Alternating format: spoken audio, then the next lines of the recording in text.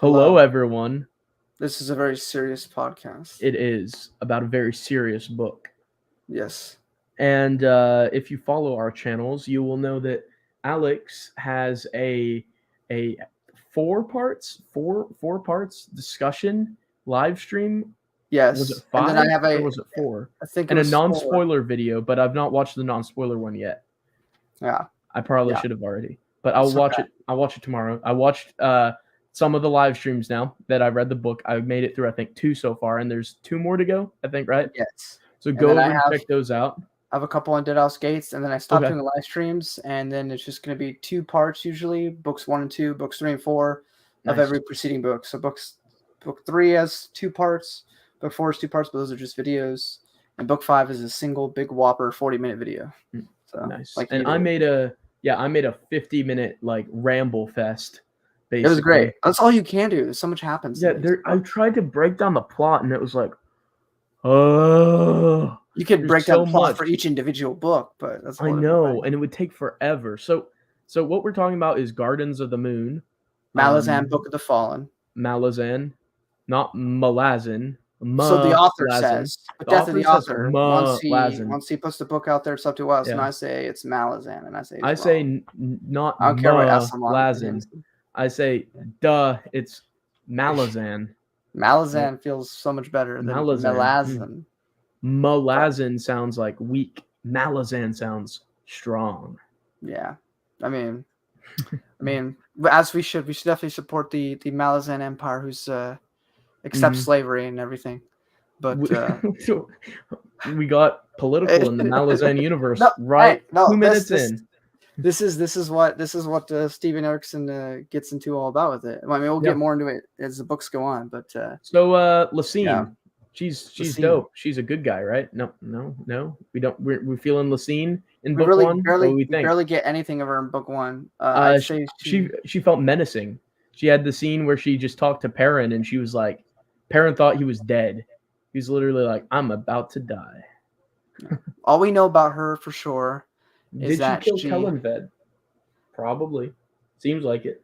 That's definitely what the book wants you to feel happen. Yes. Yeah.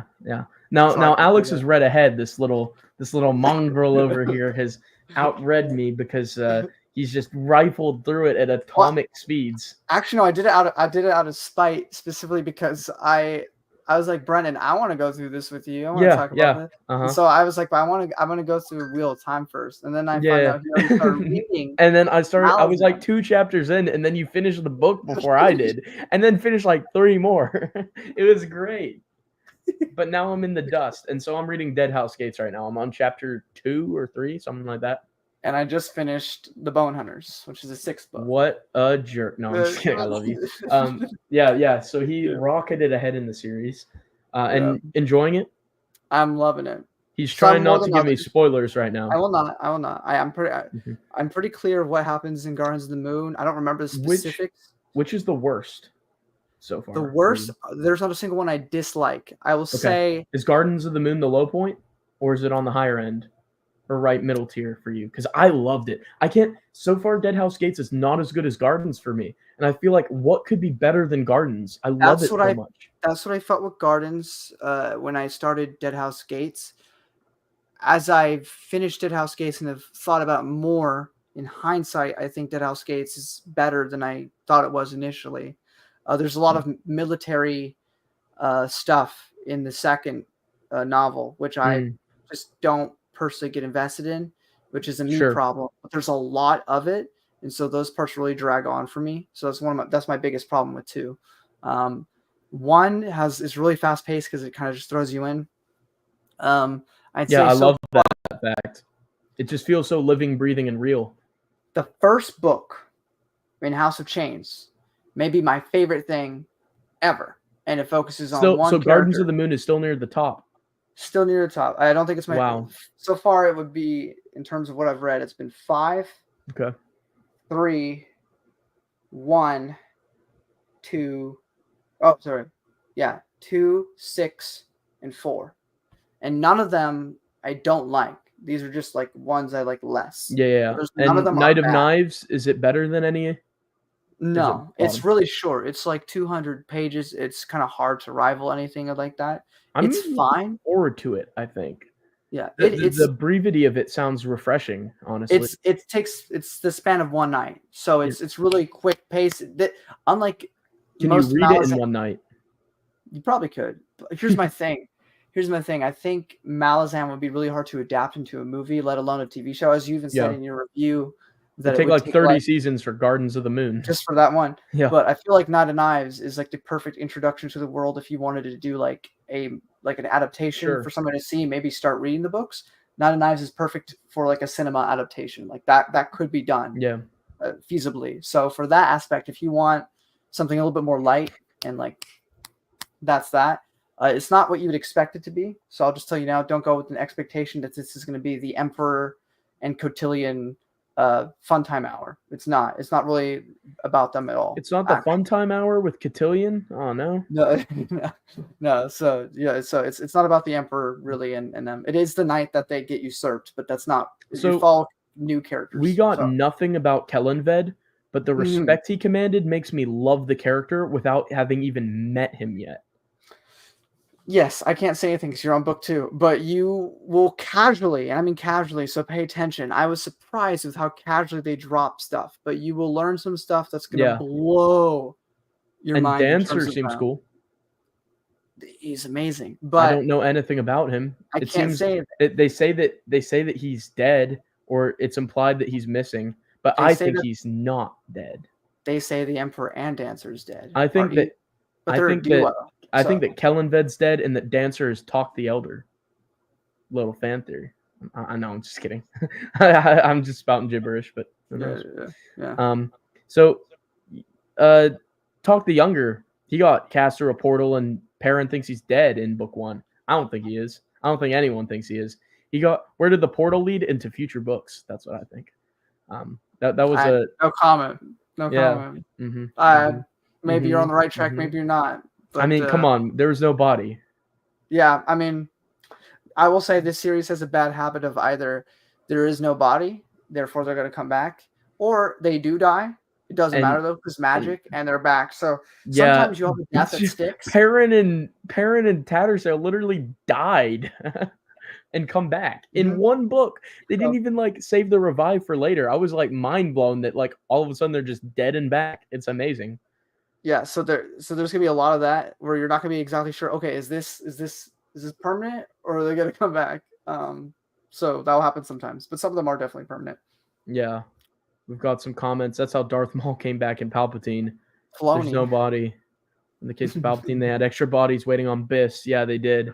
I guess Perrin also had a bunch of infinite bodies waiting on Biss, or he just had some gods. I forgot to say. So meddling in his life.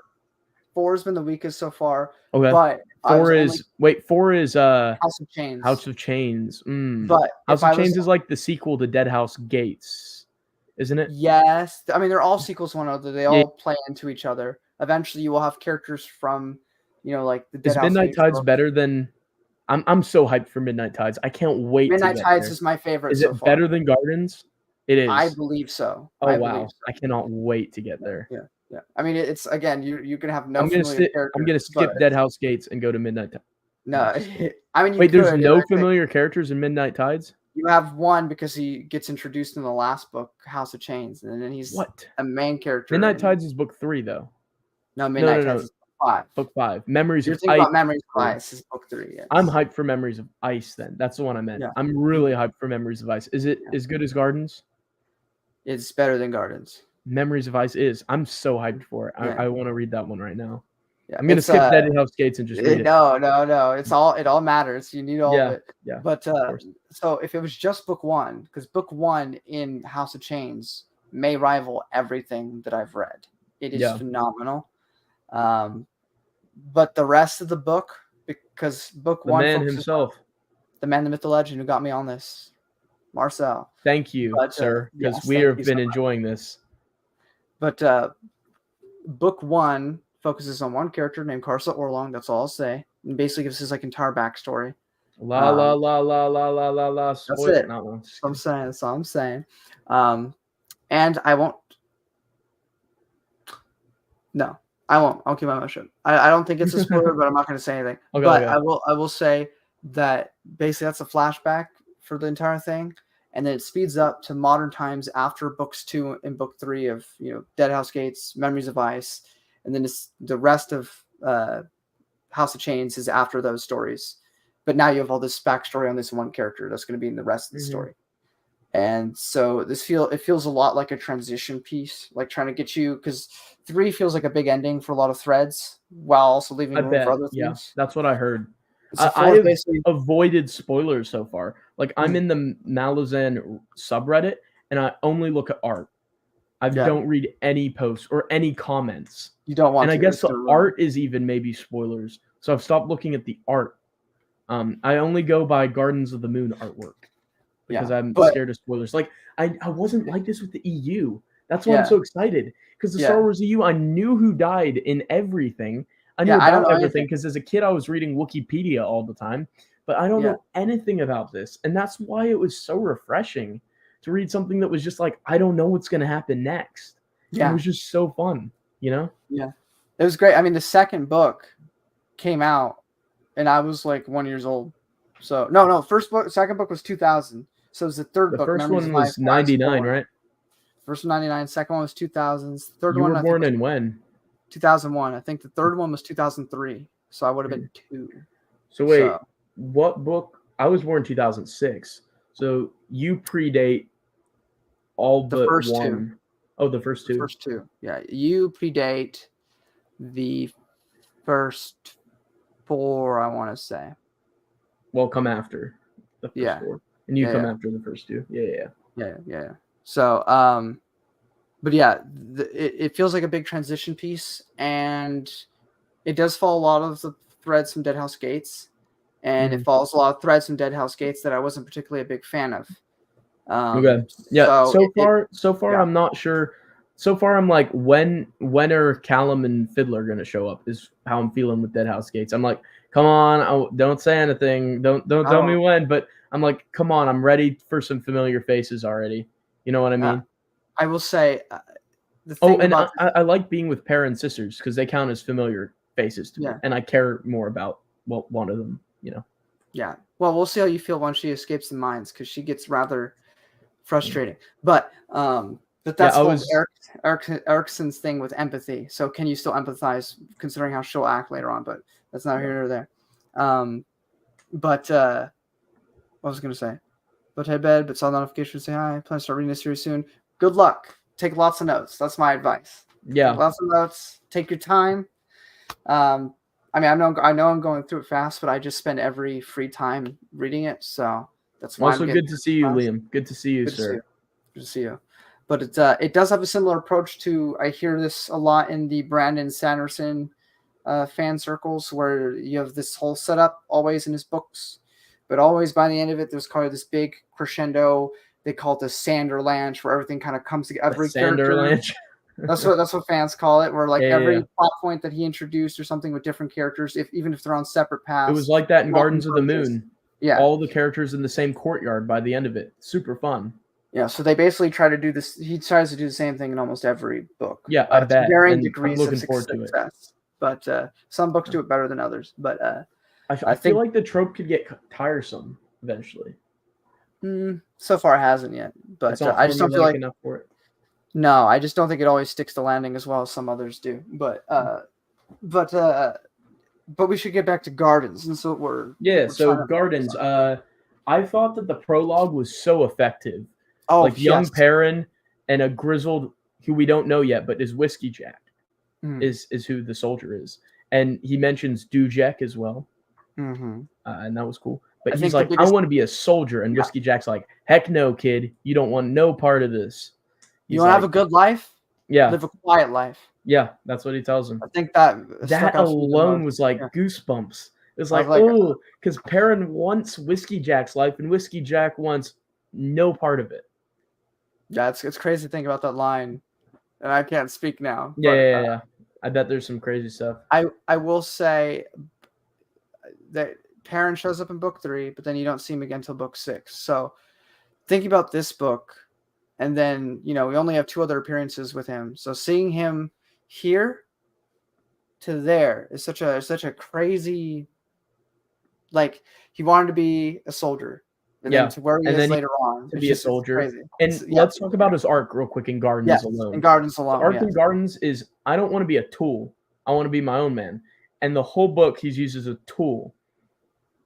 First, when we meet him, he's being used as a tool of that local captain in the village area. He's being ordered around. Next, Lacine, she's offering me a promotion. I don't have to be a tool to this guy. And now he's sorry, not Lacine, Lorne. And so now he's a tool of Lorne, and byproduct of that, a tool of Lacine. Then he's like, I'll break free of that. But then he's a tool of Topper for a little while, going around doing his orders. Then he gets free of that. He's in a new continent, and he meets Talk the Younger. He's like, shoot, I'm about to be a tool of Talk the Younger for a little while here. I think he's where does he is He he meets- on Malas in the beginning? Or No, is he he on Talk in Genebaris when he gets into the port city. I think that's still on Genebacus. It's just a different part of Genebacus. Yeah, it's at the north. Yeah, when he it's not, travels. so it's the same continent though, just a different section of it. It's the same continent as Genebacus. Yeah. Yeah. Yeah. Sorry, I'm just confused with that. Wait, yeah. I think we're saying the same thing, right? I think so. I think so. Okay. Yeah. So wait. So in the plains, he's a tool of the captain. Then he's a tool of Lorne and Lacine in the plains and the cities, and he gets to Malaz, and he's a tool of Topper. And I'm excited for Topper to show up in Deadhouse Gates because I know he's going to be in it, but I've not seen him yet. And I like Topper. I think Topper's an interesting, twisted little dude, but I'm excited to see where he goes. I just like his obsession with green. I think this is really funny. It's interesting. And he's so like disgruntled, like is the vibe I get. He's like, I don't know. That's just how it seems to me. I give him a lot of life. He's a lot of fun. No, he is fun.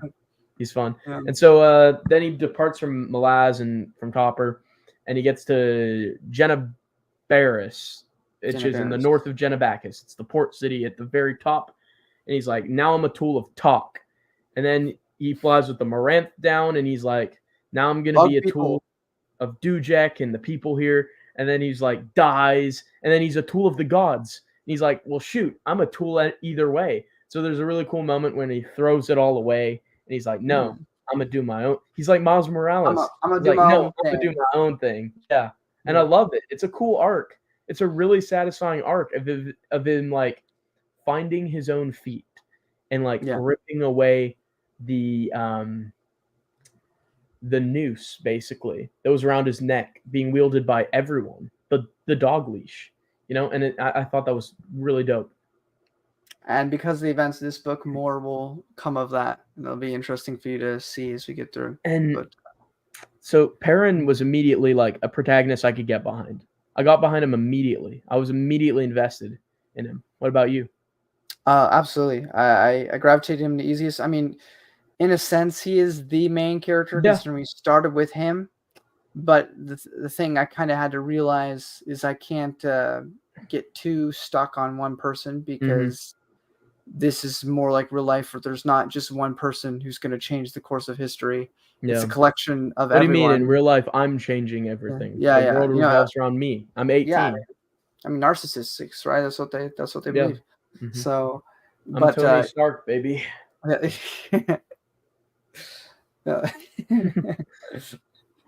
But yeah, you think wearing a suit makes you a hero? Yeah. Everything special about you came out of a bottle. Yeah. Oh, that's good. Yeah. Hey, the MCU used to be fun. Yeah.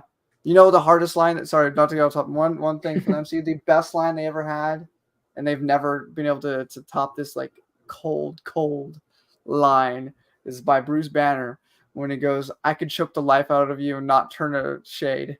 And I was like, oh, that's gnarly. Yeah.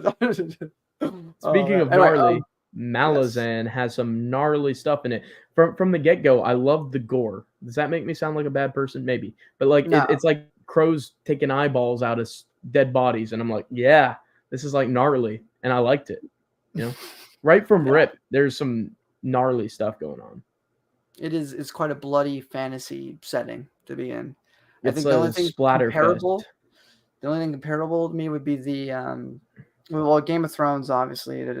But I was thinking more of because this feels more fantastical to Game of Thrones. So I'd say more like there was an anime that came out on Netflix about the Castlevania video game called Castlevania. I've heard you And talk about that before. It's a very, very, very bloody show. So it gave me those sort of vibes. But also it's just like a lot more fantastical in that world than It's Game of Thrones.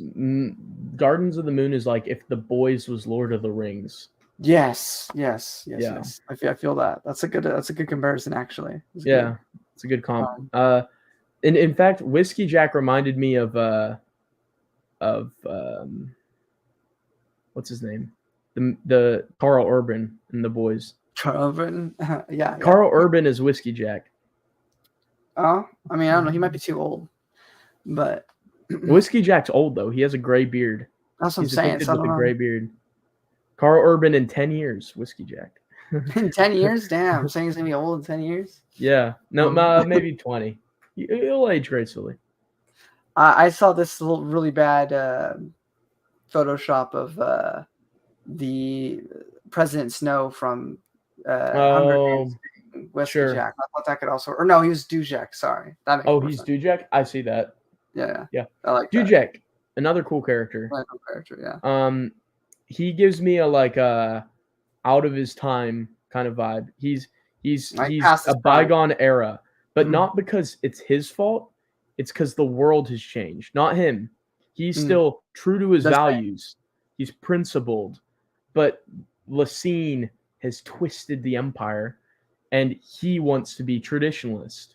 He doesn't want to be part of this fallen empire. See what I did there? He wants to be with the sturdy empire in the way that he sees it from the past, me, you, Marcel were doing something for the website earlier. Yeah. You know what? You know what Dujek is? He's Malazan's Pelion. Pelion? You mean Palian? Paleontology. He loves. He loves empire. He's for the more traditional aspects of it. He's regal. He's traditional. He's proper. He's gentlemanly. He's strategic. He's by the book, right? Very good comparison, Alex. Very good. Astute. I see you're a malazonologist. I'm working on it. Yeah. Working on your degree. Yeah. I mean, with all the podcasts big recommendation to everyone. If you are struggling, go Spotify, YouTube, wherever. 10 Very Big Books podcast. There's a group of people, and they go through the books. One person who's gone through all of them, and then his friends who've never read it, and they go through the series chapter by chapter, usually a couple chapters a video or listen. And those were a big help to me if I was ever confused. So I recommend those to pretty much everyone. And I thought you were going to recommend our podcast on theexpandinguniverse.com. I mean, that's cool if you like Star Wars, but if you're not a fan of Star Wars, you're here for the Malazan content. Alex and Brennan's Guide to the Galaxy is going to shift to being called Alex and Brennan's Guide to the Gore and Malazan.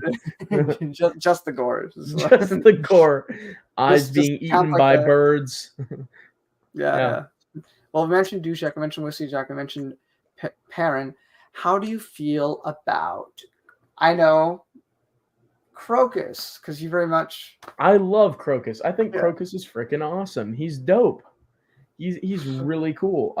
So I empathize with Crocus immediately. He's got that he's got that teenage pubescent energy.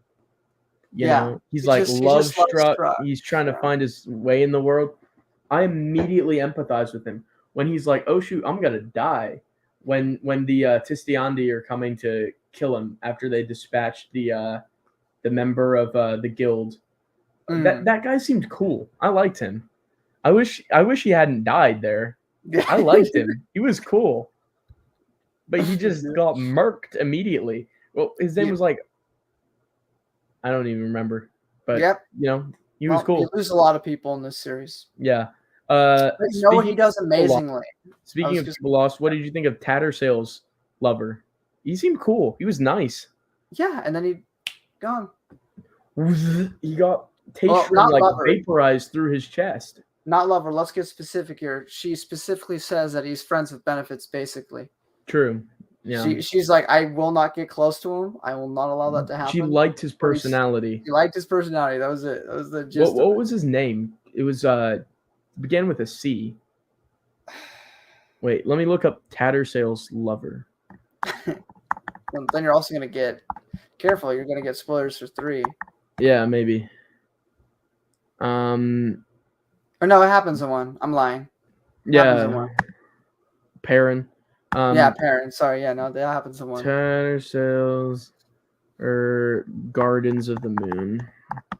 Okay, this is a live fact check right here. Yeah, it's okay. No one's watching us right now.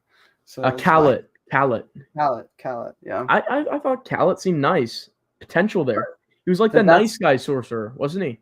Yeah, that's what I love. Steven Erikson does a really good job. Or even if whether it's characters that you're going to see throughout multiple books, yeah, or characters that are going to get murked in the very book you're reading, he's going to be damn sure that you know who this person is before they go out. You may not like them, but you will understand them before they go. The only person I felt no empathy for, okay, he tried so hard to make me like Lorne, so hard. Oh, I liked her. Lorne cries. She cries and questions.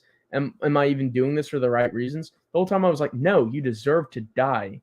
And see, the way that she dies was, I definitely have empathy, Alex. I'm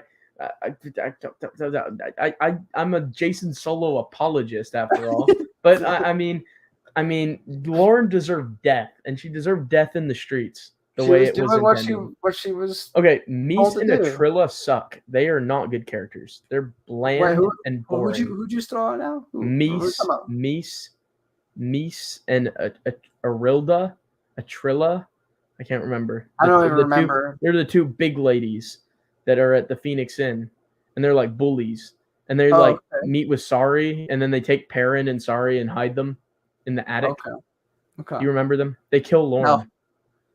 They knife her. They knife her in the street. She gets killed so unceremoniously. Yeah. On purpose. Yeah. And Perrin comes and he sees her and he's like, "Welp, you died." I feel bad for her. They made me care enough. I also it was kind of weird how she just started crying like a little girl poked through her exterior.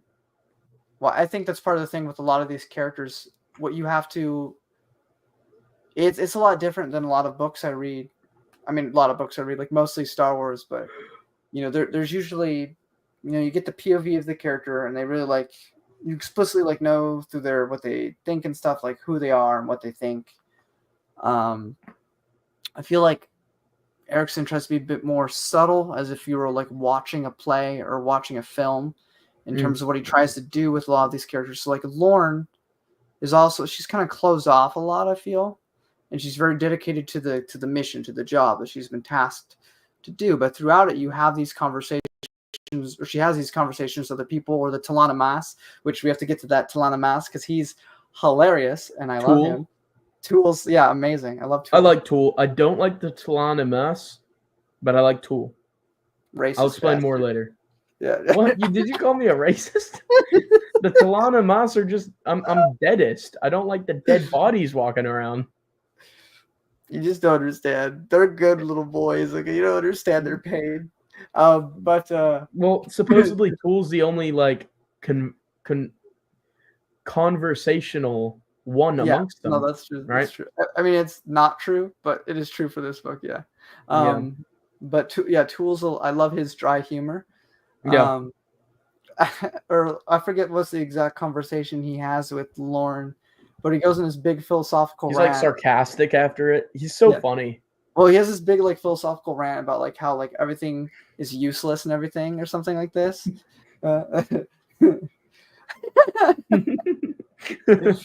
Yeah, that's because Lauren is a better character. I'm just kidding. I'm just trying to piss him off. Then Ta'achum. Yeah, he doesn't know. Yeah. I actually would concede that one. Yeah. At least Lauren had a heart. Yeah, exactly. But I don't like Lauren though.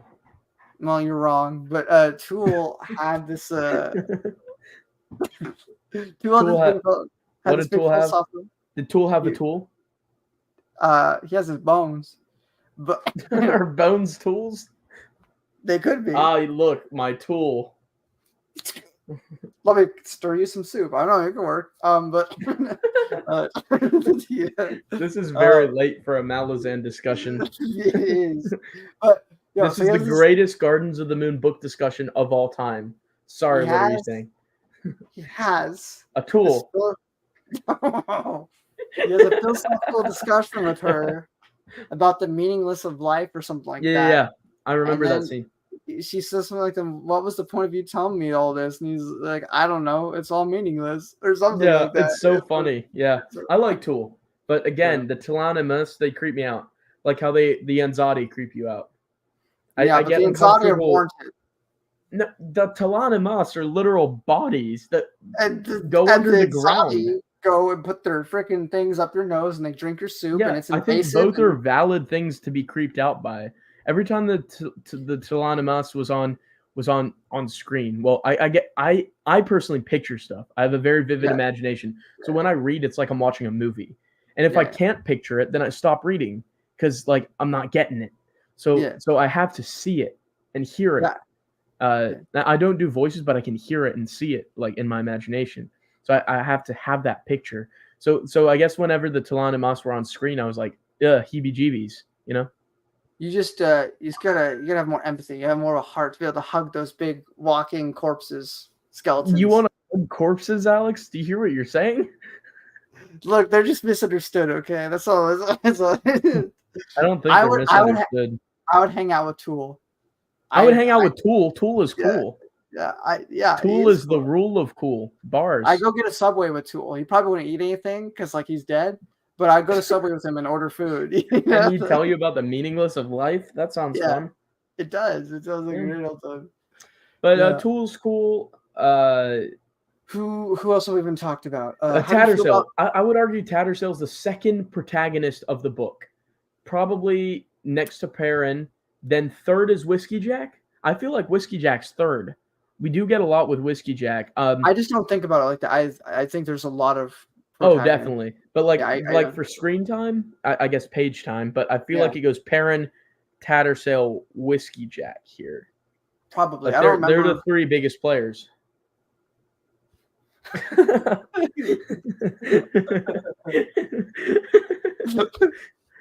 Truly, this is the most highbrow discussion of Gardens of the Moon. I did not expect a Subway name drop, but here we are. I mean, I would go to Subway with Crocus Younghand, but you just don't have enough empathy, Alex. Yeah, that's because all he's going to talk about is these girls he wants to have sex with. I'm like, bro, I don't care. Can you help me order this sandwich? Or you're just going to sit here and complain about your girl troubles? Like, I don't care. Charlize was horrible. Charlize treated him terribly. Charlize de Arl more like Streets de Arl. That's because he's Crocus the Simpy Simp in the first book. Crocus Younghand is great. Yeah, whatever you say, man. How about talk? Wait. So is it Mammoth Younghand or is he from his mother's side? I believe they say that Mammoth's his uncle, right? Yeah. So is he Mammoth Younghand or is he related to his mother, which would mean he'd have a different last name? I don't remember I don't remember his last name. I don't think they say, but do we think he's a Younghand? Yay or nay? These are the important questions. We think he's Mammoth Younghand. I think he's Mammoth Young Leg or Young Foot. I legitimately don't remember, so I'll just go with what you say for now because I don't remember. I just remember his first name. That's all that mattered to me. Mammoth Hool. No, that's Galaxy of Fear. Yeah. But Uncle Mammoth was kind of lame. What? I didn't care about him. I cared enough about him. I liked that he cared about Crocus, but I didn't feel anything when he died, and Crocus didn't. It felt weird. It's like that's exactly why I hate him. He cares too much about his girl troubles. Well, because he's with Absolar. He can't be seen crying in front of Sari. He's trying to look cool for Sari. Yeah, make your excuses. Here, I'll do the more controversial one. How do you feel about my boy, one of my favorites, Cruppy? However you want to pronounce that. Marcel's about to go off on me in the chat. I did not like Croupy for the longest time, but I went back and forth. So first I was like, who is this annoying fatso who talks like Yoda? I was like, who does this guy think he is? But then, as he kept liking food and talking about liking food, I started to empathize with him, to be honest. I was like, yeah, Croupy, go get your food, fat boy. Yeah. You deserve it, you know? Whoa, why are we fat shaming now? Like, no, I'm just kidding. But no, Croupy's a fat guy. That's just true. He's rotund. They literally call him rotund. Croupy the Hut. That's so rude. I imagine he's a little bit on the overweight side, but not like Croupy literally can't fit in his garments. It's becoming a problem. It becomes a plot point. But to be fair, in fantasy, it becomes a plot point that his horse is slow because of him. Alex, this is objective. Okay, but in fantasy settings, let's just be clear, they don't make XXL shirts, okay? I'm just saying. They just make Okay, I guess. Sure. So of course his clothes would be fitting. It's fit for medium-sized people, you know? They only have medium-sized rags in Malazan? Since when?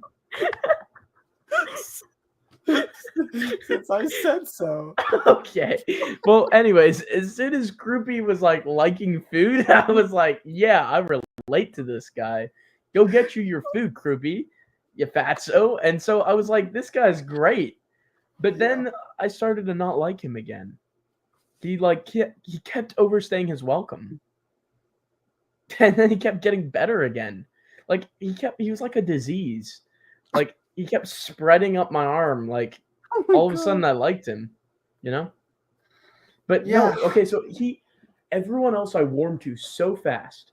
I warmed to Khaled, Tattersail's friend with benefits. I warmed to him quicker than I warmed to Croupy. And Croupy's like a main player.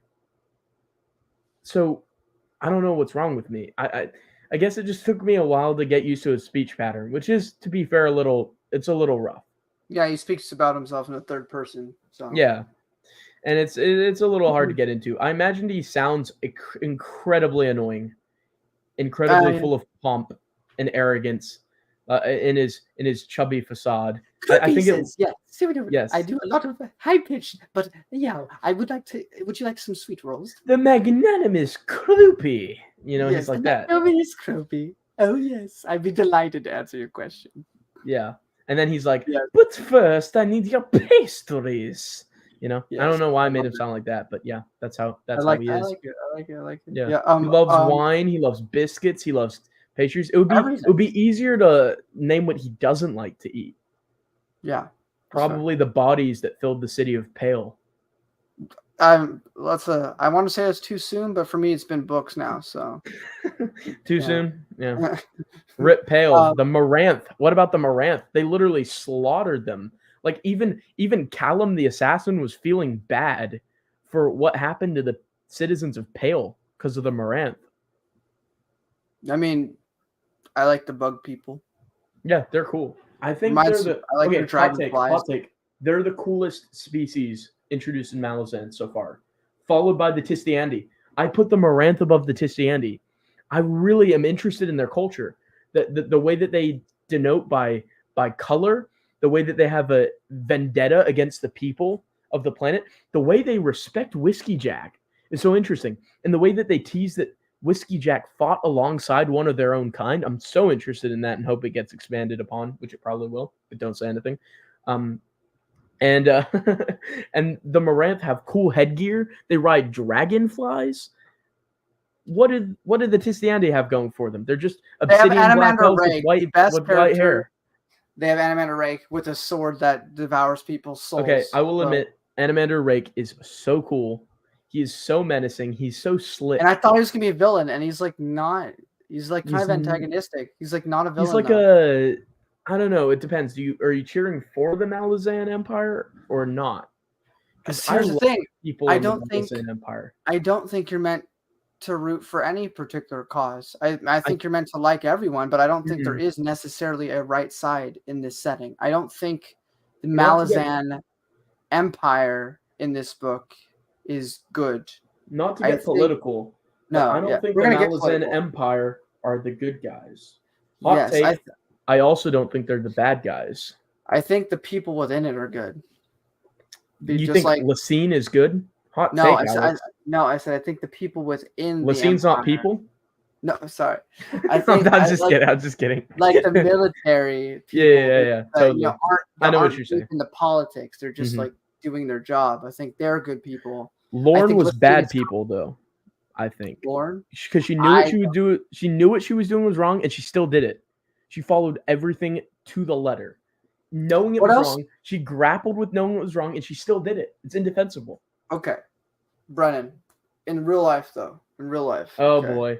Now we're gonna get this live stream taken down by YouTube. Here we go. No. But if you are in a high position of something and you have a boss and they tell you to do something, they're not, like, how do you say no? Like, what do you do? Like, what are you gonna do? Like, maybe they put you Are in you jail. talking about World War II, Alex? No, I'm not talking about World War II. I think you brought that up. I'm not bringing that up. I'm just saying, like, you do what you're told. Yeah. It's like it's a lot easier to say. I get it. when you're reading a story.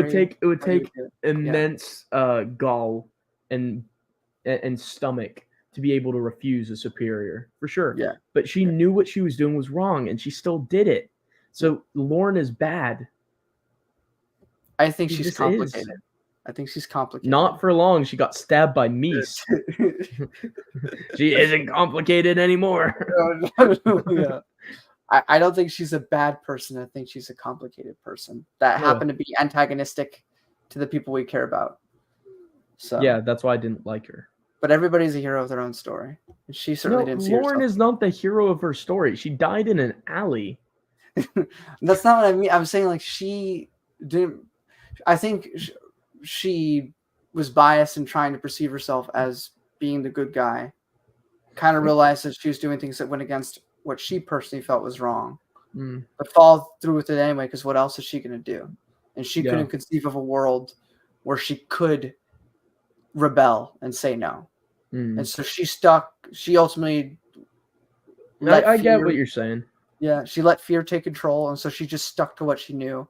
And I smell what you're cooking. Got her, thank you. That's what got her killed in the end. Would she have Still survived? a bad guy. Okay. Whatever. Make it black and white. Make it black and white. Don't have any nuance. Make it black There's and white. tons of nuance. Lysine was vindicated for taking Pale. Okay. So we're a Lysine apologist now. Let's put that on your 2024 bumper sticker, okay? Lysine for Empress. All right, man. Lysine for Empress. Kellenved for Emperor.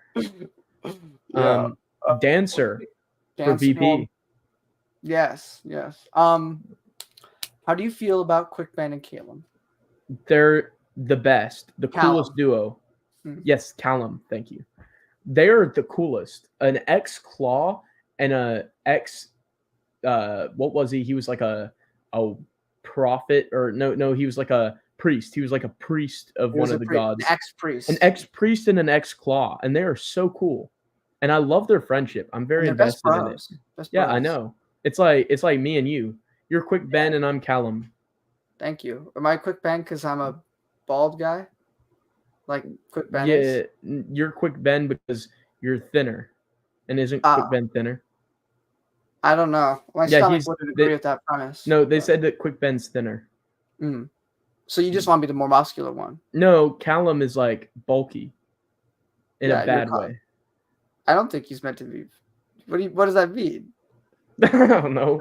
I thought I was giving you a compliment. I thought you wanted to be Quick Ben. I'm fine with being Quick Ben. I don't know. I'm just confused. I think we're getting tired. I think that's what's happening. But that's why this is good. This is good discussion. It's raw. Yeah. So the book's great. Gordon Ramsay would agree. He doesn't like things raw. But, that's true. You're right. But the book is great. It's fantastic. It starts with the Siege of Pale. Yeah, it does not start with the Siege of Pale. Well, it starts with a massacre of people by hounds, which was terrifying. It was a terrifying scene. You're right. Wasn't it?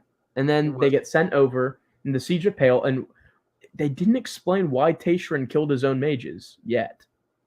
They didn't explain it yet, but Yes. I'm assuming we'll find out the reason eventually. But he killed how many? He killed 2 mages and Khaled, right? Yes. Khaled, and then the chubby dude. I guess his name was Croupy the Second.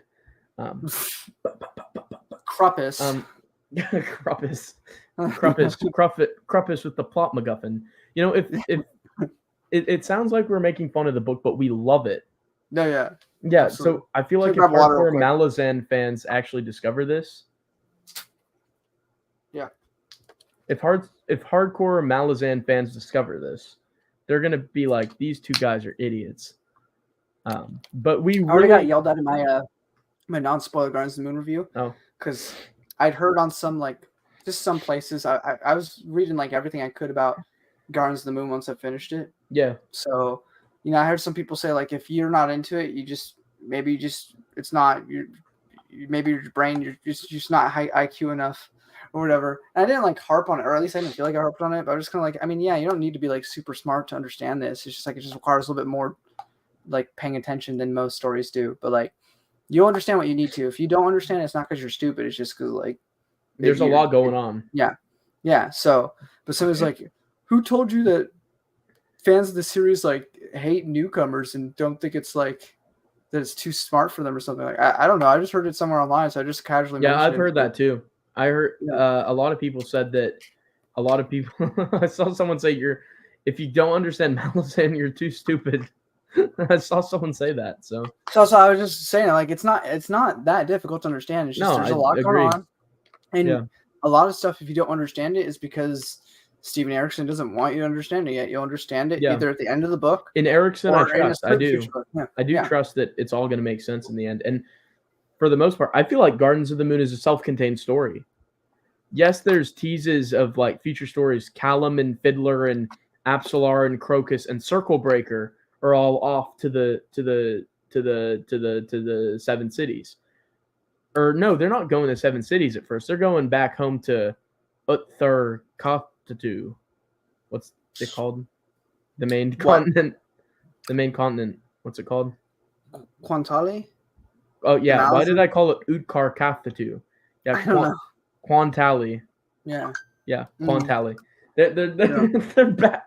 Utkar Kathalu. What was I talking about? But yeah, they're going back to some other realm. Yeah. They're going back to Quantali. And so that is a plot thread that goes into Deadhouse Gates. But overall, I feel like it's self-contained enough to where we got a beginning, a middle, and an end. Yes, Absolutely. There's a ton of stuff going on, but we get a whole plot, and we get a self-contained story. I'm glad that Hairlot bit the dust. I couldn't stand that little puppet dude. I was so confused for a while. Annoying. I was so confused though, because like when he's transversing the Warrens and stuff. Yeah. Well, I mean, like he dies, and then all of a sudden it's like, oh, okay. So there's a little puppet guy. There's a little. He's a puppet now. What? And here's another thing I'll say. I'm 6 books in. I still don't understand how this magic works. Like I think I understand it better now, but I still don't have a clue. Yeah. Okay. So can I tell you what I think is going on right now? Yeah. So the different gods have different warrens, and warrens are like pocket dimensions, and they channel their warren by transversing like into the pocket dimension and bringing their power off of it.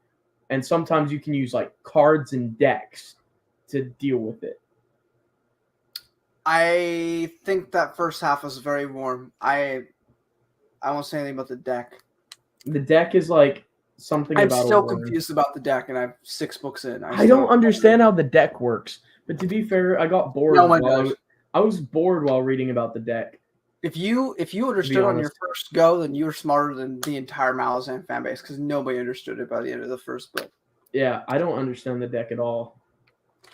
I understand it better now, but I still don't fully understand it. But the magic system, I understand how people use magic. I think it needs to be misunderstood to have a magical, mystical feel to it.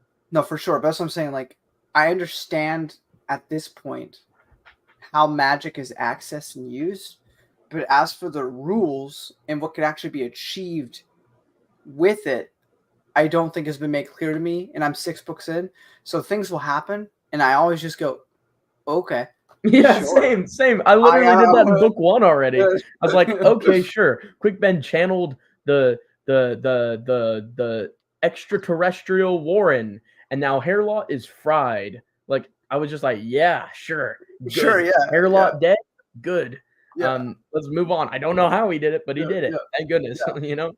Yeah, like in Star Wars, like I have a basic concept of how things work, so I can be like, You know when how I the see Force works? yeah, Then do it. better. Do the Force, Alex. Love it.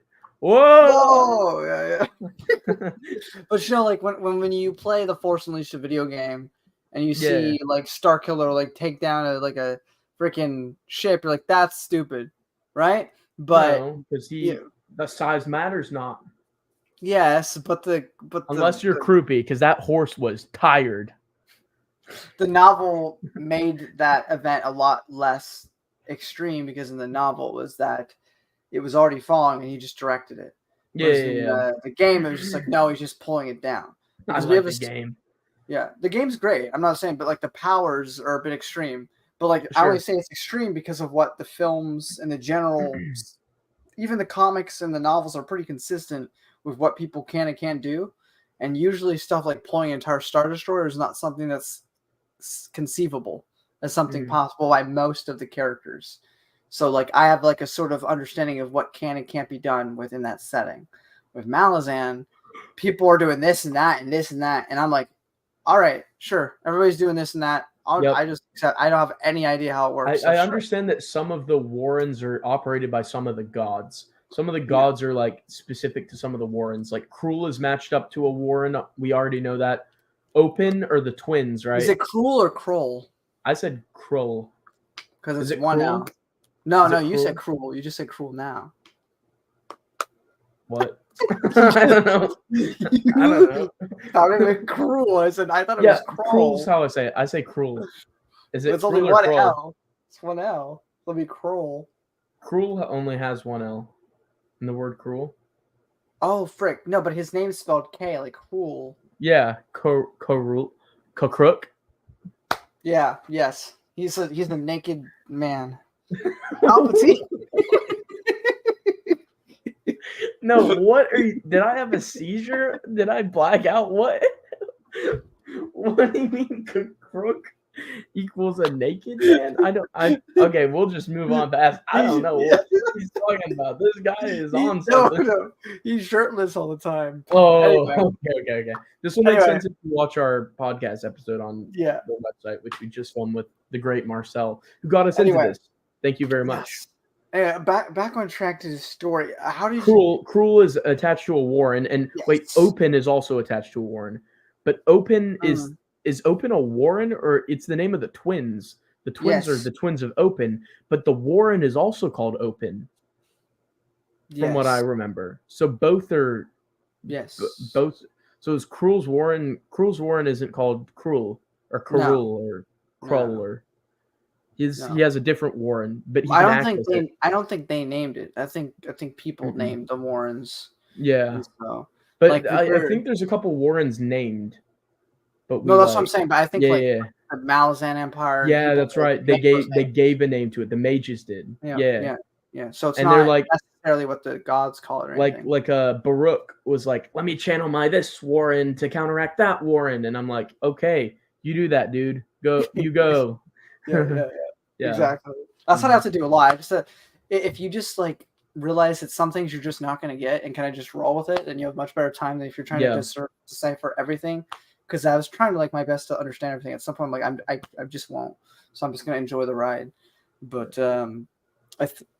so we have the Siege of Pale. All the characters kind of do their thing, and then eventually we transition to Darushistan, which is where you really enjoy. Darushistan, like Pakistan. No, I could not get into Darushistan at first. Yeah, I know you were complaining about it to begin with. And then you started to really like it. Yeah, and then I was like, why are we going back to them? Let's stay in Darushistan. I really liked when all the characters went to Darushistan. So I love the concept of the city. I would love to go to Darushistan. I know it's a dangerous place, pretty much. City of Blue Flame. But yeah, it's a cool idea. What are the gray faces on about? They're like drones that work under the city. That's a terrible life. They're like the bottom of the barrel. It's kind of sad. Yeah, They're literally lighting up the streets for the people above them. And there's people in poverty above them, but they're still better off than the gray faces. That was such a like sick concept. Yeah. Like, and then they were all gonna get blown up and murdered. And Whiskey Jack and Fiddler and Hedge were like, whatever. Yeah. But then they didn't have to blow it up because they weren't thinking about the gray faces. They were thinking about themselves. Because if it hit the rigs under the city, it would go sky high. So Callum had to stop them from doing it. How did you feel about Raced? So Raced is the guy who's in the Bedlam, the Bedlam Hills, the Godrobi Hills. He's this dude of old, and he got taken out pretty easy.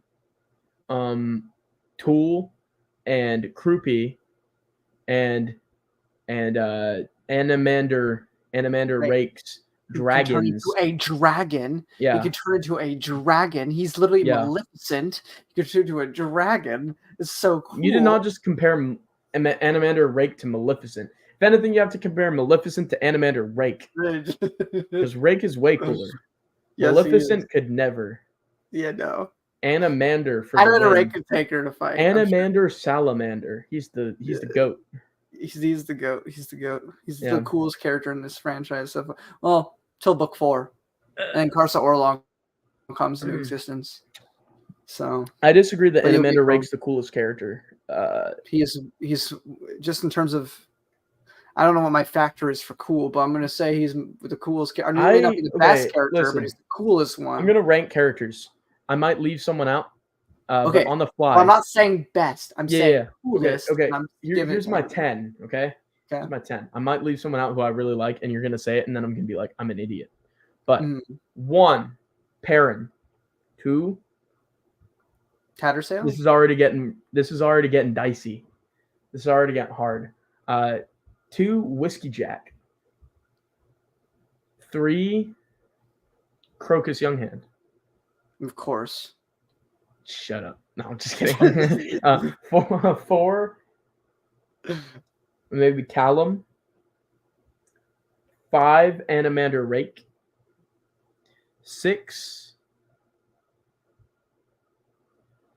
Tattersail. 7, Quick Ben. 8, Rallick Nom. I like Rallick. I thought Rallick was dope. 9, Murillo. Murillo is dope. I really like Murillo. Murillo was based on the Three Musketeers, and I love the Three Musketeers, so that's why I like him. I like a smooth talker, team. You know. The what scene? I like the whole Darushistan team. So yeah, they're great. The Phoenix Inn squad, basically. 10. Talk the Younger, maybe. I can see but that. Honorable mentions in 11 and 12 to Fiddler, Mallet, Hedge, Trots, basically the whole team. I don't like Trots that much. Trots is I like Trots, but he's not like the best, obviously. Baruch is cool. He's Baruch cool too. Cool. Yeah, I wouldn't have. I put Crone on there. Crone. Oh yeah, Crone the Crone the Crow. Yes. Yeah, she's cool, but I wouldn't say like okay. I didn't feel she was like. I felt she was kind of mean. No, she's definitely mean, but I just think she's really entertaining to read. Oh yeah, for sure. That was part of because that was some of the moments that stand out to me in the whole book was her sections talking to literally anyone. So yeah, I just really enjoyed it. What I liked about Baruch is he took everything in stride. He knows he's not the most powerful, but he was like in there with the big. He was like scrapping with the big league dogs. He's like in there in the fight of his life. He looked Animander Rake in the swirling cosmic eyes and was like, "Nah, man, I'm gonna do what's best for us." And a crow comes in his window and starts talking to him, and he doesn't bat an eye. He's like, "All right, I'm gonna talk to you." And then he has like agents, and his agents are like super cool. And his assistant was named Roald. So I kept thinking of Roald Dahl, the guy who wrote BFG. So I was picturing the BFG was like his assistant. That's funny. And then also Krupp works for Kruppy Groupie, works for Baruch, so there's that too. I snubbed Groupie from my top 10, but he's like Yeah. right there. He's like 12, 13 for me. Yeah, Yeah. if only. Oh shoot, I forgot. I forgot about Cole. I really like Cole. Cole's a cool guy. I was gonna say, there's a lot of times where people say like that Steven Erikson can't do character, or he's not good with character work. He's not a character centered. Yeah, people say that, and I'm like, that. Did you read the same characters? Yeah, like there's that scene, a very small scene, but it stood out to me. It's one of my favorites in the book. Perrin and Cole meet each other. They don't know who they are, but they set up a campfire together, and they kind of just talk for the night. And it was one of my favorite scenes. It's a little scene, but I was Cole like, and there's Perrin, no way. I love that. I was like, there's no way that Steven Erikson doesn't understand character work when he just made this phenomenal little scene with these two characters. I thought Cole was just an alcoholic before that, right? That's basically what he was. He was like always like this, drooling on a table. Yeah. But that scene where he bonded with Perrin, and he wakes up and he hears literal Malazan spies, and he sides with them immediately because he likes what they're talking about. He hears the whole thing, and he looks at Whiskey Jack and Perrin, and a freaking Bargost is in the room, and he's like, I like these guys. And he's like, what do you need? I'm going to help you. I just thought that was so cool. Strength of character, nobility, and he must be good if his friends are willing to, if Murillo and Rallick are willing to do this whole scheme to get him back in power. Like, he's an honorable guy. The way that I almost shed a tear at the bit where the gatekeeper lets them back into the city when Perrin's with him, and he's like really worried. He's like, I used to work for this man. Let him through. He like goes to bat for him. It's really like hits you in the feels. Yeah. Meanwhile, Rallick Nom was like murdering Ocelot in a tower concurrent with those events. But that's just Malazan for you. For somebody as cool as Animator Rake, I think it's really funny that when he goes to that party, he wears like a little simple mask. Yeah. Expects people He's not to over notice. Everyone. And expects people not to notice. Yeah. Or I don't know if immediately Lady Central was like, "Ooh, who is that?" I don't know if he doesn't expect them not to notice, or he simply doesn't care if they do. Yeah. Because he wasn't trying very hard to not be noticed. Mm-hmm. It was just like a little face mask. It was like it. Yeah. But I just thought it was a little funny scene with them. I love this moment where Rallick dispatches that stupid guy, Turbinor. Oh yeah, the councilman. Just dispatches him. It was literally the equivalent of the Indiana Jones movie. Yeah. Where it's like you think it's gonna be this big thing, and he just shoots him. That was literally the equivalent. Yeah. Done in like a paragraph or a sentence. It was great. I love that Crocus was watching, and he just looked at the guy, and he's like, Rallick's gonna murder him. Crocus like peeks his head up because he's looking for Chalice, but he's like he sees a guard, and he like looks up and he sees who's fighting, and he looks at the guard and he's like, yeah, Rallick's gonna destroy him. And the guy's like, you know that guy? And he's like, yeah, the game is over. Rallick's gonna win. It's great. And then after, Animator Rake has the coolest one-liner. He's like, I think that was not a fair fight. It's just so good. I love it. All of the characters being in the courtyard, and like Crocus is like, whoa, there's a Barghast right there. Like all of the familiar characters in the same having it all like is so cool. It's amazing. It was like having an Avengers Endgame moment in your very first book. It was. Yeah. It was like, I love all these guys. I know all these guys. They're meeting each other. Yeah. I was like practically squealing with delight. And that's the thing that happens a lot too, where this time it just happened to work out where they all kind of sided together. But then you also have a lot of times later on in the series where you like certain characters and they're not necessarily on the same side. So it's like, you have to deal with that. I know. I'm waiting. I hope the bridge burners don't end up on opposite sides, but I feel like they're going to on some issues eventually. Callum is definitely going to end up fighting Whiskey Jack, I feel like. I feel like something's going to have him fighting against him. But I don't know. Look at this. Look at this man. He is serious. He wouldn't even laugh at a naked Palpatine joke right now. Yeah, look at him. Stonewall. Stonewall. Never heard of that man before. What's so funny?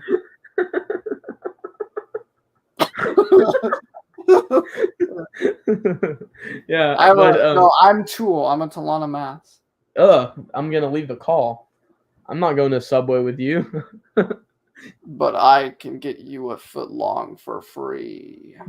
What? Okay. Yeah, but I know anyways, a guy who knows a guy. Also, is getting that a what sandwich Tool says? no, Is getting a meaningless. getting a sandwich is meaningless. You're just going to die anyway. Yeah. Yeah. But the book is great. It's golden. How do you feel It about? consumed my thoughts. I would think of nothing else. Well, so but you meet the Race, book. and they kind of slightly talk about the history of the Jag.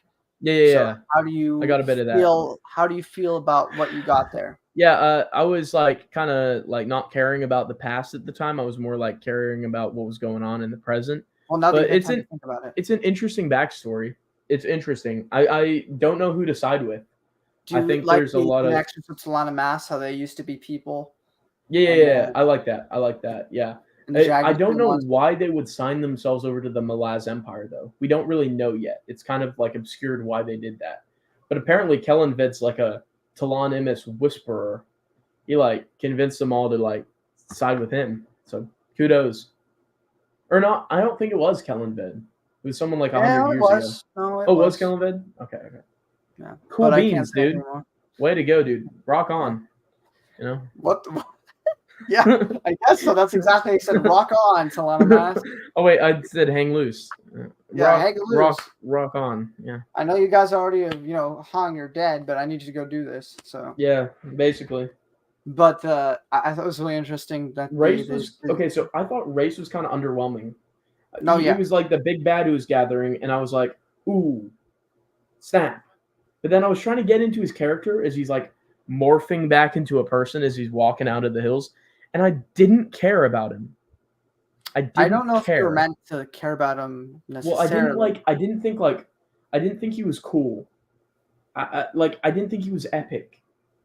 Didn't he fight? I mean, it might have been a dream. Didn't he fight like 3 or 4 dragons? He did. That was pretty cool.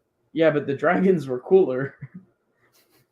I don't know. When you got a man that's like the size of me. Okay, he's probably taller than me. He's like probably he's like 5 6 foot. He's 5. He's 7'2", the size of you. Sure. Anyway, we'll go with that actually. Okay, but 7'2" versus like a colossal dragon and taking down like 4 of them is pretty lit. Yeah, but then a fat dude took him down with pastries. Groupie was just like, have a pastry. That's because Croupie's amazing. You can't top him. That's why. Yeah, literally Murillo, Raliknom, and Crocus are all cooler. I'm a Talana Mass. I don't have emotion. But anyway. Okay, coolest species. Rank the species. The ones we know so far. Bargust, Talonimus, Tistiandi, Morant, and what was the other one I was thinking of? What about the Rivi, Plainsman? What about the giant that Tattersail killed? What species was he? I forget. Do they name it in the first book? Yeah, they do. Not. They do name it. I think it was. Depends on what it was. I forget if he's because there's 2 different like big giant races. He's either a Trell or is it? I think. Wait, what's the second one? Tabloki. It was that. Or Tabloki or something like that. He was that. Okay, yeah. I think it was that. It wasn't a Trell. A Trell. The only Trell I've met so far is in Deadhouse Gates. Yeah, and I imagine that more like. I don't know if Trell's bigger than Bargust.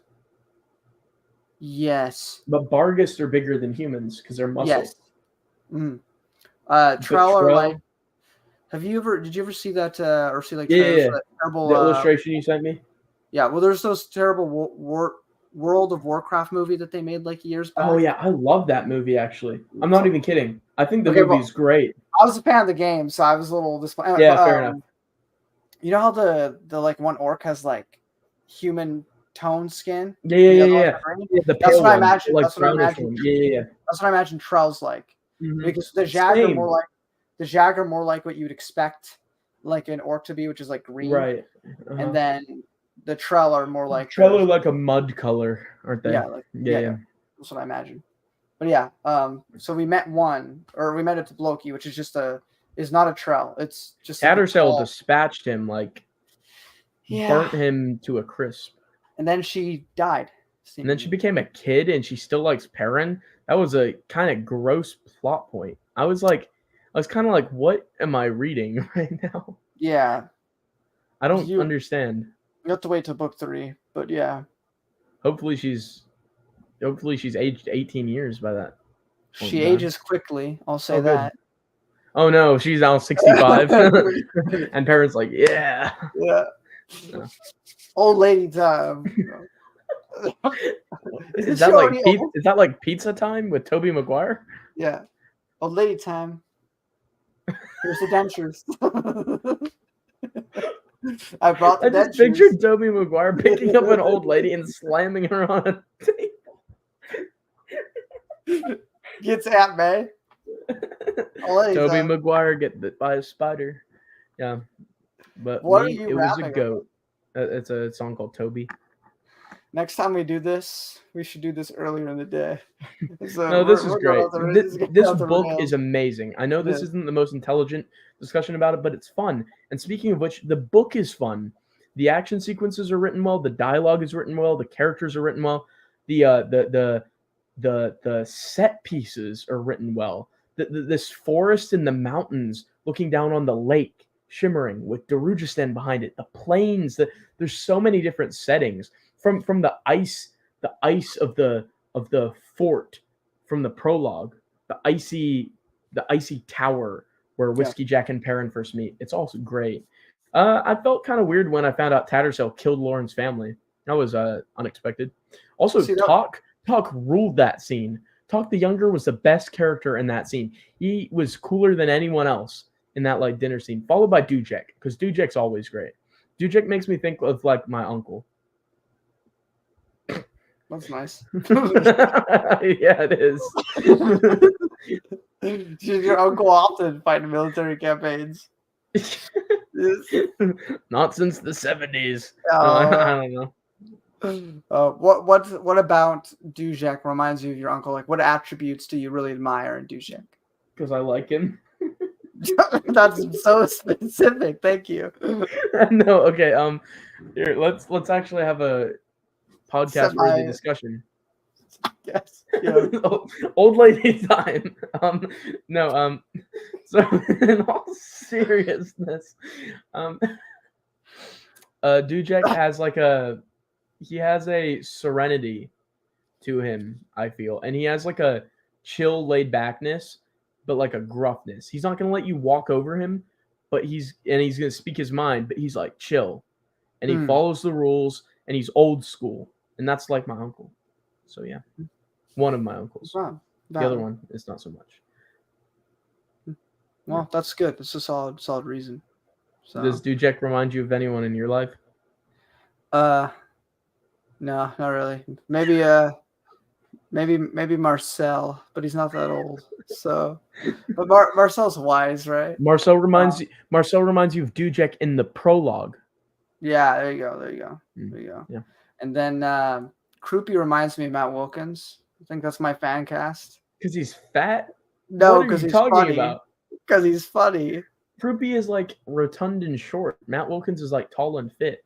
I know, that's why it's the contrast. I think it'd be really funny. That's not Croupy though. Croupy, it's integral to his character that Croupy is obese. He's one of the funniest lines. One of the funniest lines. It's so funny. It says Croupy. it's like Croupy had a rendezvous with those biscuits, and then later it's Croupy intercepted the It's Croupy intercepted the pastries off of the waiter to his right. It's so funny. It's he's on a mission to eat, and I respect it.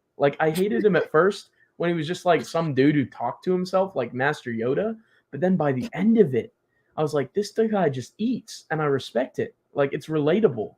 Well, it's not just that he eats. He's also secretly one of the more important eel. figures. I did not see that coming. I thought the eel was going to be Ralik Nom. I thought the eel was going to be Ralik Nom. You know why? Because I was there's no way that Erikson's just writing this retarded character in here. There's no way he's just retarded. There's something, but he's it's either a red herring, and he's actually like a super intelligent, like super capable person, or he's gonna die. And those are the only two options I had for him.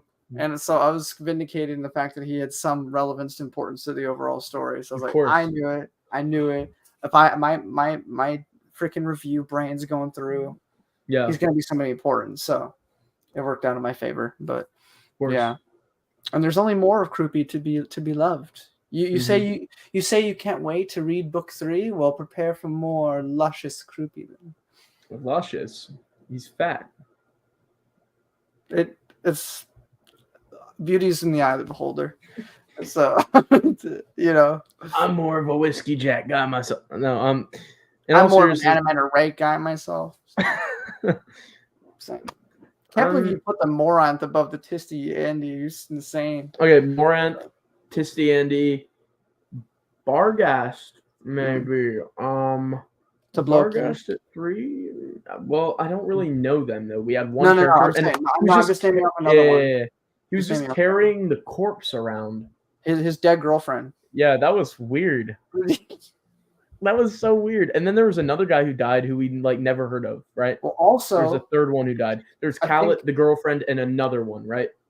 Also, they talk when Tattersail like gets reborn. There's also like this weird thing.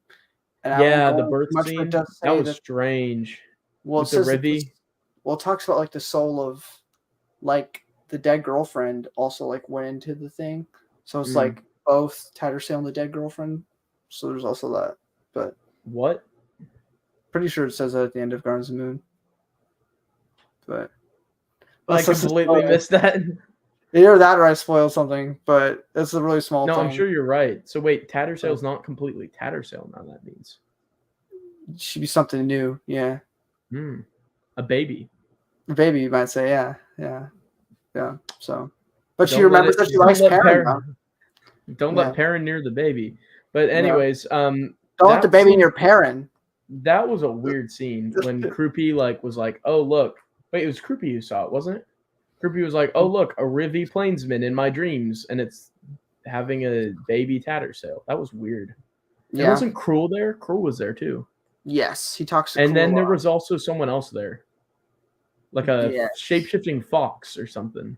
As I said, this series is required to not only just read the series, but then do a reread at some point.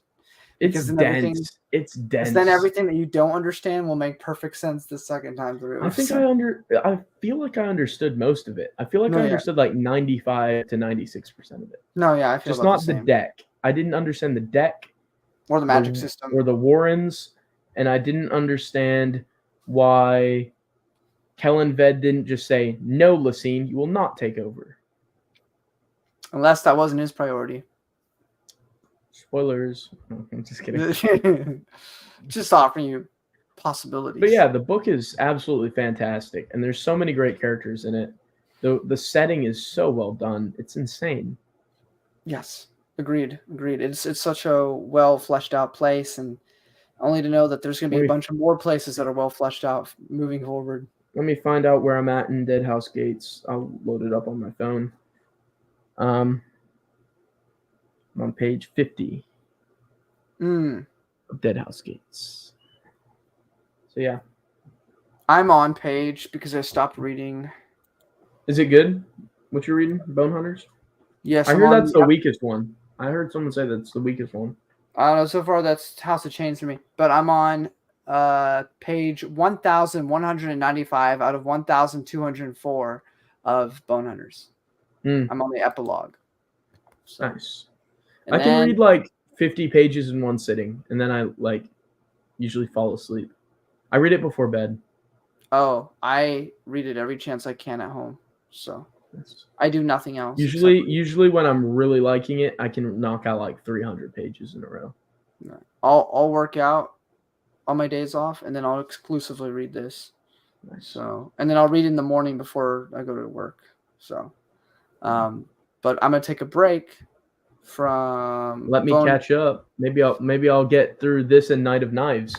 We'll see if you do, because you still got to read Night of Knives, and then it's whether or not you take me and Marcel's advice about reading that first Corbleau brooch. I don't think I want to. I'm not gonna lie. I'm gonna read them later, I think. Okay, but Is that okay? You can do whatever you want. It doesn't affect the plot of Malazan. It's just fun. Okay. So I just thought it'd be fun to talk I about just it. feel like the Esselmont stuff I'm more interested in than the supplementary novellas. Yeah, I mean, I'm just saying you can read them after. It just made sense. And not even necessarily all of them, just like that first compilation, just because. Where do they fit in the timeline?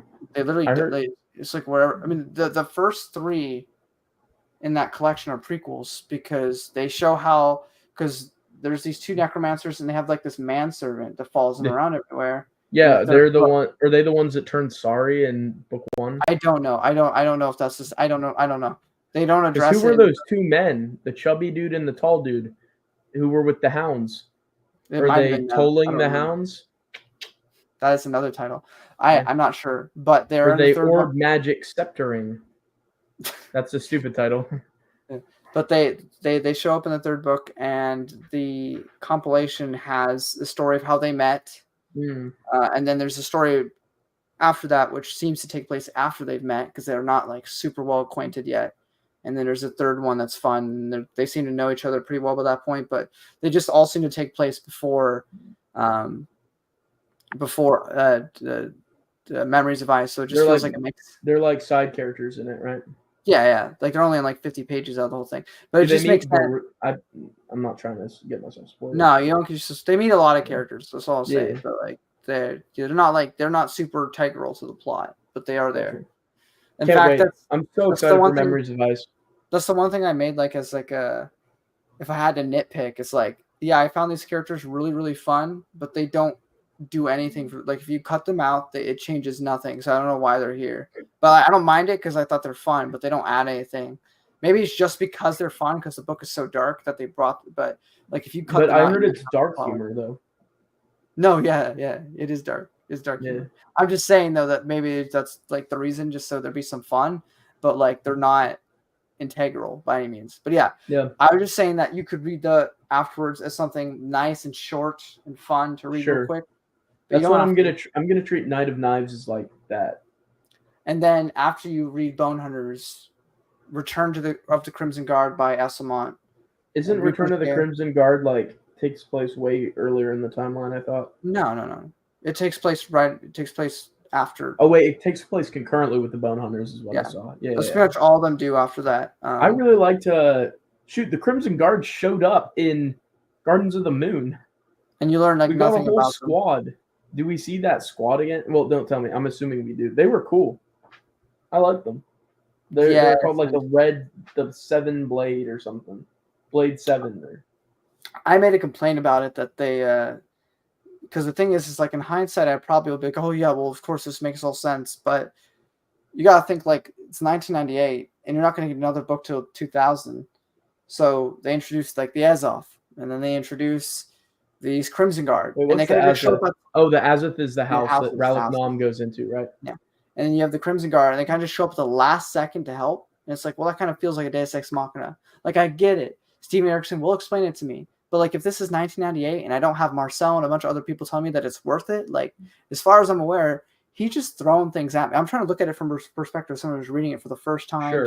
Doesn't have the confidence that it. I feel like it's great because real life has random stuff. Like, you randomly appeared in my life as my friend.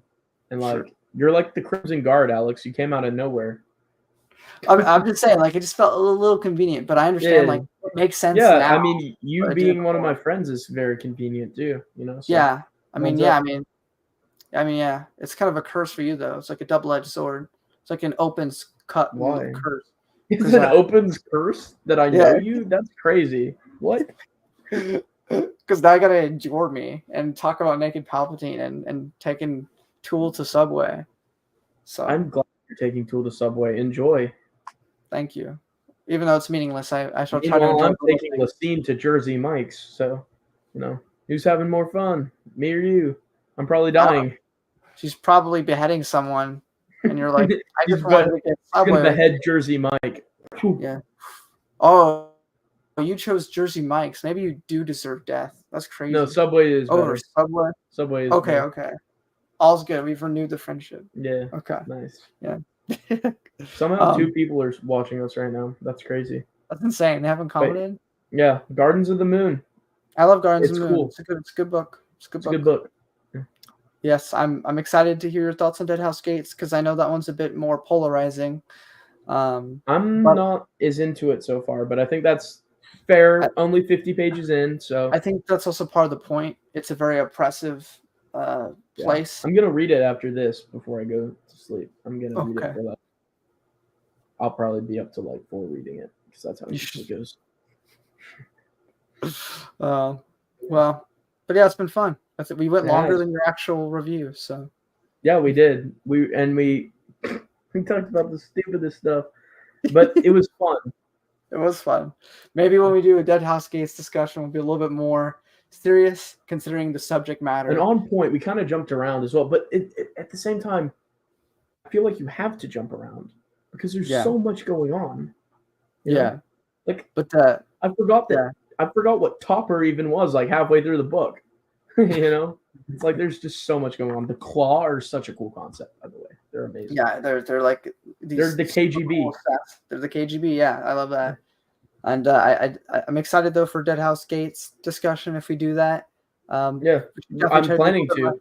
I don't like starting a series and then like not finishing it on YouTube. No, well, I just meant like just with me because you don't necessarily have to do that. But no. I'm gonna for the rest of Malazan, not Malazan. Malazan, yes. It's Malazan. So for the rest of Malazan, I'm gonna do a book review for each one and a discussion with you. So if that sounds good. Sounds good. Good. Now you experience Open's Curse because you've signed up for discussions. Hood's Breath. I love whenever they were like Hood's Breath. It got me like, oh, something bad's happening. It was great. Yeah.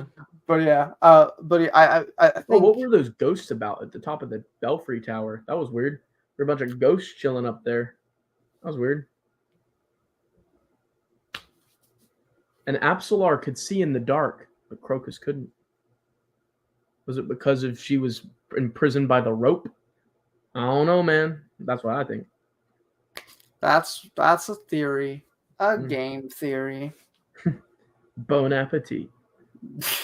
But yeah, I think we've in our tired states have exhausted most of our thoughts, but definitely I'll try to be a lot less silly for Dead House. Next time will be more profound, but this will be viewed as the most fun time. Yes, because Dead House Gates is a lot more serious. Is it? I loved how comedic Gardens of the Moon was. There were laugh out loud moments littered throughout. It was fun.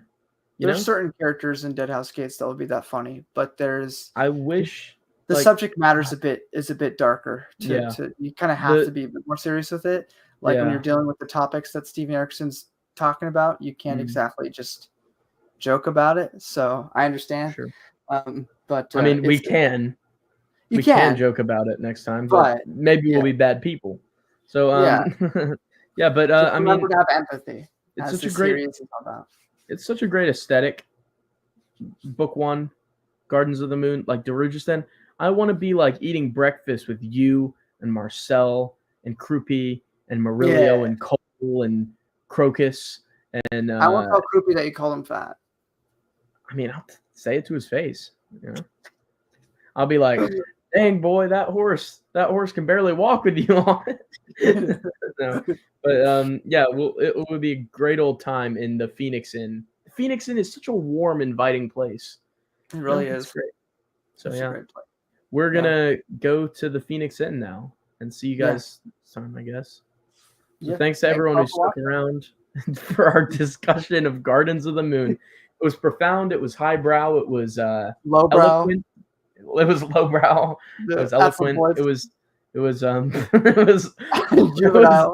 was old lady time, but we'll see you guys next time. It was a fun one. Thanks for coming on, man. Thanks for having me. And go check out Alex's spoiler-free review and live stream discussions of Gardens of the Moon and Dead House Gates, but don't watch them yet, or you'll get spoilers for stuff I haven't read yet. So and check out my review too if you want. But was fun. And would I recommend Gardens of the Moon to people? Absolutely. I already have. My friend's reading it right now. So, and she's really enjoying it. She really likes Perrin. So yeah, it's cool. It's an aesthetic. The book is an aesthetic read. I agree. Read the book, please. Read the book. Make more or you're a people talk square. about it. Yeah, Not there's only too read few about people in the fandom for it. There needs Yeah. to be way more people aware of this masterpiece. I mean, there's a lot of people that like it's these books, but I don't Tolkien-esque. hear enough YouTube people talk about it. I've seen pretty much all the handfuls that have talked about it already by looking it up. So if you want to start a YouTube channel, do it talking about this or Star Wars Expanded Universe, anything and everything. Go do it. Go talk about Malazan, guys. Go do Alex is your own telling you to shit. live your dream. Yeah, Yeah, and you too will one day take Tool to Subway. exactly. And that's Yeah. ultimately what this whole stream's been about. Tool, But also, Tool's no not matter even a top 15 character in the book. Okay, well now you want to become a Talana Mass, is what I'm hearing. Is that a threat? You didn't know that I have Croupy on my side because I fed him a bunch of food and I bought his loyalty. I have Animated Rake. I have. That's gonna be tough to beat. I'm not gonna lie. I have Rallick, Raced, Cruel. There we go. Okay. I probably won with that. Yeah. Unless you bring Open into it, don't you dare. Shadow Throne. Yeah, I know a little bit about them so far. I'm just gonna chill in my Warren as a puppet named Hairlot because I have a lot of hair. That was all right. All right, we can end the stream now. Yeah, we'll see you guys next time. This is just getting better and better.